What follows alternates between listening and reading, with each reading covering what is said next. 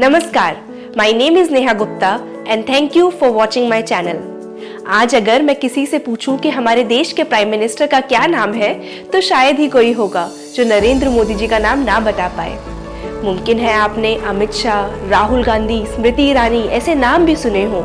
Day to day conversations में home minister, education minister ऐसे references भी आए हों। यही है मेरा आज का वीडियो। ये लोग कौन हैं, कैसे चुने जाते हैं, कितने टाइम के लिए चुने जाते हैं और इनका काम क्या है। जैसे हमारे घर का मैनेजमेंट हमारे मम्मी पापा के हाथ में होता है, कहाँ से पैसे आएंगे, कहाँ स्पेंड होंगे, कौन घर में रह सकता है, कौन नहीं, वैसे ही इंडिया मतलब हमारे प्यारे भारत को मैनेज करने के लिए हम लोग इलेक्शंस के थ्रू एक गवर्नमेंट को चूज करते हैं। इसी को डेमोक्रेसी कहते हैं। डेमोक्रेसी मतलब एक पॉलिटिकल सिस्टम जहां हम लोग वोटिंग के थ्रू हम ही लोगों में से कुछ लोगों को चूज करते हैं और फिर वो हमारे ही वेलफेयर के लिए काम करते हैं। लास्ट बार ये इलेक्शन 2019 में हुए थे और अब इस साल 2024 में ये इलेक्शंस फिर से होने वाले हैं। इलेक्शंस को समझने के लिए पहले आपको इंडियन पार्लियामेंट को समझना होगा। अगर मैं सिंपल लैंग्वेज में समझाऊं तो इंडियन पार्लियामेंट का काम है लॉज बनाना। फॉर एग्जाम्पल, कार में सीट बेल्ट लगाना, बाइक पे हेलमेट लगाना, स्कूल में फिजिकल पनिशमेंट का बैन होना, मार्केट में एमआरपी से ऊपर किसी चीज का ना बेचा जाना। ये छोटी से छोटी चीजें जो हम लोगों तक पहुंचती हैं वो इंडियन पार्लियामेंट में लॉज के फॉर्म में बनती हैं।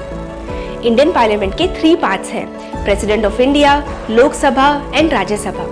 मेंबर चाहे लोकसभा का हो या राज्यसभा का, उसको मेंबर ऑफ पार्लियामेंट मतलब एमपी कहते हैं। शायद आपने सुना भी हो कि आपके लोकल एरिया में कोई फंक्शन होने वाला है और वहाँ पर चीफ गेस्ट के तौर पे आपके एरिया के एमपी आने वाले हैं। तो अभी जिन 2019 एंड 2024 इलेक्शंस की मैं बात कर रही थी वो लोकसभा के इलेक्शंस हैं। राज्यसभा के इलेक्शन का प्रोसीजर अलग है और उसके लिए मेरी अलग वीडियो है। अभी हम समझेंगे लोकसभा के इलेक्शंस को। ये है इंडिया का मैप। इंडिया में 28 स्टेट्स एंड 8 यूनियन टेरिटरीज हैं। हर स्टेट और यूटी को इलेक्शंस के लिए कुछ कॉन्स्टिट्यूएंसीज में डिवाइड किया गया है। कॉन्स्टिट्यूएंसी मतलब एक geographical area. For example, Delhi को 7 पार्ट्स में, उत्तर प्रदेश को 80 पार्ट्स में और महाराष्ट्र को 48 में। ऐसे 28 स्टेट्स एंड 8 यूनियन टेरिटरीज को मिलाकर 543 कॉन्स्टिट्यूएंसीज हैं जिनके लिए वोटिंग होती है और एलिजिबल वोटर्स अपने एरिया से एक मेंबर ऑफ पार्लियामेंट को चूज करते हैं जो जाकर फिर लोकसभा में बैठते हैं, उनके एरिया को रिप्रेजेंट करते हैं और लॉज बनाने में पार्टिसिपेट करते हैं। जिस किसी की भी एज 18 ईयर्स या उससे ऊपर है वो इंडिया में एक एलिजिबल वोटर है। किस पॉलिटिकल पार्टी के मेंबर ने किस कॉन्स्टिट्यूएंसी से सबसे ज्यादा वोट्स लिए हैं ये ईसीआई डिसाइड करता है। ECI, election commission of India, वो ऑर्गेनाइजेशन है जो पूरे भारत में फेयर एंड ऑनेस्ट इलेक्शंस कराने के लिए रिस्पॉन्सिबल है। ये एमपीज 5 इयर्स के लिए चुने जाते हैं।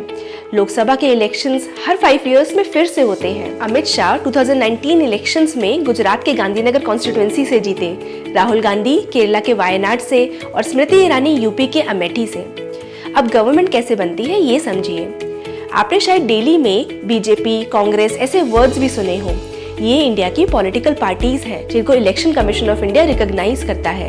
रिकॉग्नाइज करना मतलब उनको राइट्स देता है कि वो इलेक्टोरल प्रोसेस में पार्टिसिपेट कर सकें, टेलीविजन और रेडियो के थ्रू अपने पार्टी के गोल्स लोगों तक पहुंचा सकें ताकि ज़्यादा से ज़्यादा लोग उनको वोट दें और वो लोगों के वेलफेयर के लिए काम कर सकें। गवर्नमेंट यानी कि सरकार बनाने के लिए किसी भी पॉलिटिकल पार्टी को 543 में से हाफ से ज्यादा सीट्स जीती होनी चाहिए। 543 का हाफ 271.5 मतलब 272। जो भी पॉलिटिकल पार्टी 272 या इससे ज्यादा सीट्स लेके जीतती है वही सरकार बनाती है। फॉर एग्जाम्पल, अभी बीजेपी पॉलिटिकल पार्टी की गवर्नमेंट है जिन्होंने 2019 इलेक्शंस में 303 सीट्स जीती। जो भी पार्टी जीतती है वो अपने जीते हुए कैंडिडेट्स में से एक लीडर चुनती है। वो लीडर बनते हैं prime minister of India. For example, current government के Narendra Modi ji. President of India उन लीडर को इनवाइट करते हैं अपनी सरकार बनाने के लिए। फिर वो लीडर अपने जीते हुए कैंडिडेट्स में से कुछ मिनिस्टर्स को चूज करते हैं, उनको कहते हैं काउंसिल ऑफ मिनिस्टर्स, और उनको अलग अलग एरियाज के हेड बनाते हैं, किसी को एजुकेशन का, ट्रांसपोर्ट का, फाइनेंस का। For example, Amit Shah ji home minister हैं, Smriti Irani ji women and child development minister हैं। इन सबके साथ मिलकर वो एक गवर्नमेंट फॉर्म करते हैं और पूरे इंडिया को रन करते हैं, बिल्कुल वैसे ही जैसे हमारे पेरेंट्स हमारी फैमिलीज को रन करते हैं। आप अपने छोटे से छोटे डाउट नीचे कमेंट सेक्शन में डालकर मुझसे पूछें और अपने कॉन्सेप्ट्स को क्लियर करें। जय हिंद। अगर आपको मेरी वीडियो अच्छी लगी हो तो मेरी वीडियो को लाइक एंड शेयर करें और मेरे चैनल को सब्सक्राइब करें। Thank you.